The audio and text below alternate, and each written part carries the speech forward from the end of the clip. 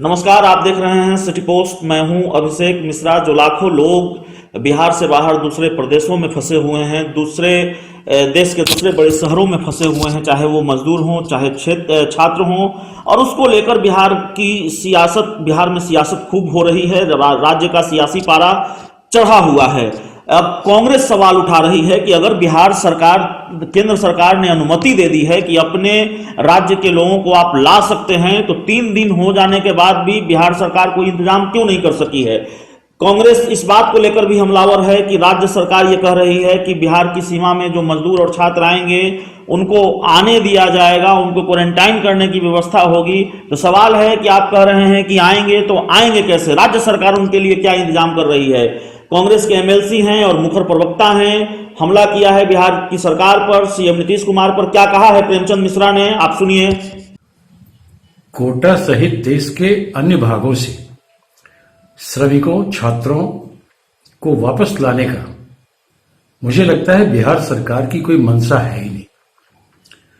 3 दिन गुजर गए जब केंद्र ने एक नया गाइडलाइन दिया, फिर भी बिहार सरकार ने अभी तक न तो अपने बसों को कोटा भेजा है, न अन्य स्थानों पर बस भेजने की कोई तैयारी है।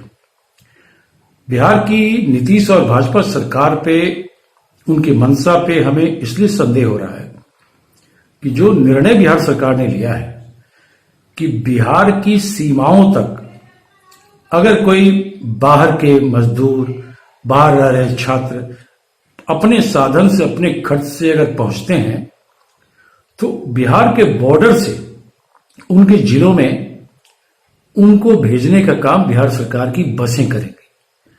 प्रश्न ये है, बिहार के मुख्यमंत्री जी को ये बताना चाहिए कि कोटा या देश के अन्य भागों से, चाहे छात्र हो या मजदूर, जो पिछले 35-40 दिनों से कष्ट और अभाव में रह रहे हैं, वो बिहार की सीमा तक पहुंचेंगे कैसे?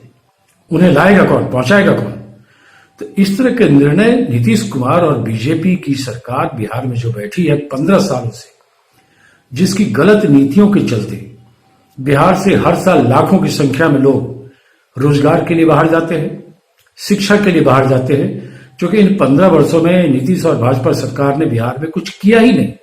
न तो रोजगार के अवसर पैदा किए, न शिक्षा के बेहतरीन विकल्प तैयार किए। तो लोग क्वालिटी एजुकेशन और 2 शाम की रोजी रोटी के लिए बाहर जाता है।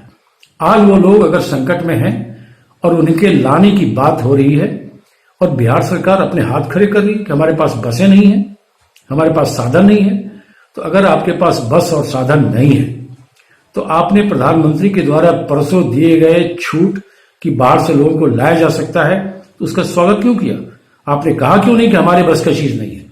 मैं तो यहां तो कह रहा हूं कि अगर नीतीश कुमार ये कहें कि कोटा सहित अन्य स्थानों से छात्रों और मजदूरों को लाने में वो अक्षम है, बिहार की सरकार सक्षम नहीं है, तो कांग्रेस पार्टी से वो आग्रह करें। राजस्थान में हमारी सरकार है, महाराष्ट्र में हम सरकार में है, या अन्य राज्यों में जहां हमारी सरकार है, हमारी सरकार बिहार के लोगों को बिहार लाने में सहयोग करने को तैयार है। लेकिन कहीं न कहीं केंद्र की मंशा भी बिहार को लेकर ठीक नहीं है। आज ही पता चला कि जब बिहार के नेताओं ने, कल एनडीए के नेताओं ने केंद्र से विशेष ट्रेन की मांग की, तो उन्हें नहीं दिया गया। लेकिन आज पता चला है कि झारखंड को भारत सरकार स्पेशल ट्रेन देने जा रही है कि दक्षिण भारत के कुछ इलाकों से वैसे झारखंडियों को वापस लेके वापस रांची आए। तो अगर झारखंड को आप ट्रेन दे सकते हैं, तो बिहार को क्यों नहीं दे सकते? तो मैं समझता हूं कहीं न कहीं बिहार को लेकर भेदभाव बरतने जैसी स्थिति बन रही है। तो यह समय राजनीति का नहीं है। कांग्रेस पार्टी उन सभी छात्रों और मजदूरों को मदद करना चाहती है जो संकट में हैं। नीतीश जी को आगे आना चाहिए और अपनी हठधर्मिता और जिद को छोड़ें। बिहार के छात्रों, मजदूरों को लाने के लिए ठोस उपाय करें।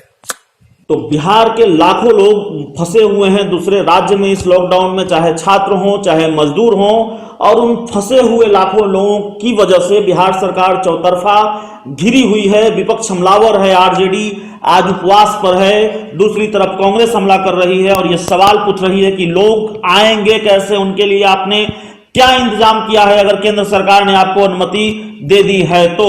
इस खबर में इतना ही। अगर आपको हमारी खबर अच्छी लगे इसे अपने दोस्तों के साथ शेयर करें, हमारे यूट्यूब चैनल को सब्सक्राइब करें, बेल आइकन जरूर दबा दें ताकि हमारी खबरें सबसे पहले आप तक पहुंचे। प्यार, समर्थन और सहयोग के लिए बहुत बहुत धन्यवाद।